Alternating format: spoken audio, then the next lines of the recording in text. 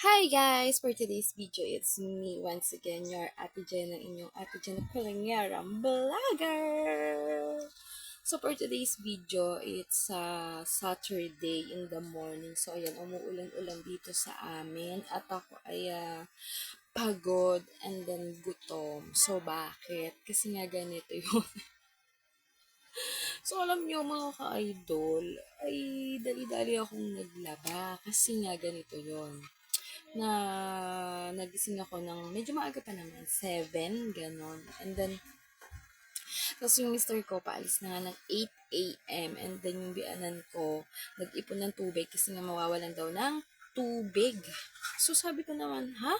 Mawawalan ng tubig? Wala naman yata ako nabasa sa post. Ako ay naka-follow sa mga ganyan sa amin nga dito kasi sa amin ay Siniluan Water District ang humahawak at ang kuryente naman dito ay Pleco basta First Laguna Electric, ganun yun, ganyan.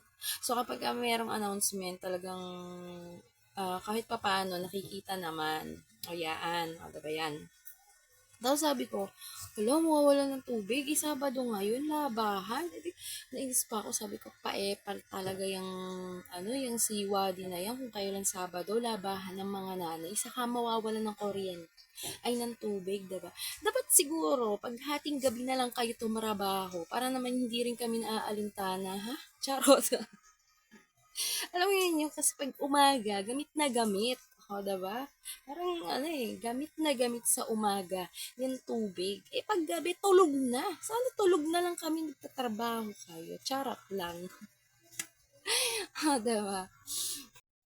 At ito na nga. Ayan, 10:21 a.m. Pagod pa ako at gusto kong i-record na to kasi nga baka makalimutan ko na naman, makakalimutin pa naman ako. Ayan, katatapos ko lang maglaba at hindi pa ako nakakapagsampay dahil nga dali-dali nga ni akong naglaba. Oo, dali-dali akong naglaba.